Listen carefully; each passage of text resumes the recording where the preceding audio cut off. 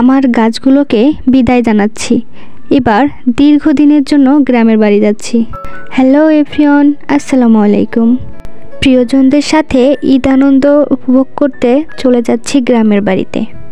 আমার আজকের ব্লগে থাকছে বাসা থেকে গ্রামের বাড়িতে যাওয়া পর্যন্ত ভিডিও। আশা করছি সবার ভালোই লাগবে।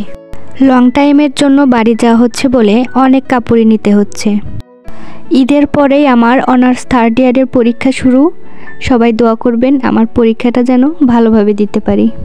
বেশিরভাগ সময়ই আমাকে একা একা যাতায়াত করতে হয়। আমার হাজব্যান্ড যাচ্ছে আমাকে গাড়িতে উঠিয়ে দিয়ে আসার জন্য। দেখেন আমি ওই পাহাড়ে থাকি। ওই যে দেখতে পাচ্ছেন 6 তলায় ছোট্ট একটি বারান্দা, ওটাই আমার শখের বারান্দা বাগান। আমার গাছগুলোকে বিদায় জানাচ্ছিলাম আর বলছিলাম তোমরা ভালো থেকো, আল্লাহ বাঁচিয়ে রাখলে আবার ফিরে আসবো তোমাদের মাঝে ইনশাল্লাহ।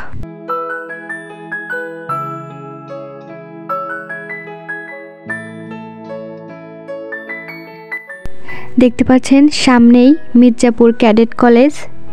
টাঙ্গাইল হাটুভাঙ্গা থেকে বাসে উঠব। এই তো বন্ধুরা দেখুন চলে এসেছি যমুনা সেতুর পূর্ব টোল প্লাজার সামনে। এই যে আমাদের গর্ব, বাংলাদেশের দ্বিতীয় দীর্ঘতম সেতু। এটি যমুনা নদীর পশ্চিম তীরে আমাদের সিরাজগঞ্জ জেলার সাথে ও পূর্ব তীরে ভুয়াপুরের সাথে সংযুক্ত। এই সেতুর 90% টাঙ্গাইল জেলার অধীনে এবং 10% সিরাজগঞ্জ জেলার অধীনে। আমার শ্বশুর আমাকে রিসিভ করতে আসছে। বাস থেকে নামার পর দেখি সামনেই দাঁড়িয়ে আছেন। এই যে আমার শ্বশুরের সাথে পিচ্চিটাকে দেখতে পাচ্ছেন, ও হচ্ছে আমার চাচাতো দেবরের ছেলে। ও ক্যামেরার দিকে তাকাচ্ছে না দেখে আমার শ্বশুর জোর করে ওর ঘাড় ঘুরিয়ে দিচ্ছে। এই তো মনোমুগ্ধকর গ্রামের প্রকৃতি।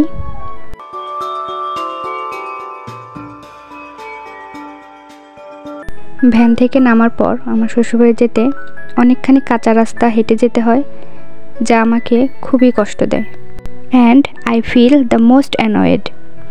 এই জন্য আমার একটি স্বপ্ন রাস্তার সাথে সুন্দর একটি বাড়ি করা এবং সেই বাড়িটি নিজের পছন্দ মতো সুন্দর করে সাজানো।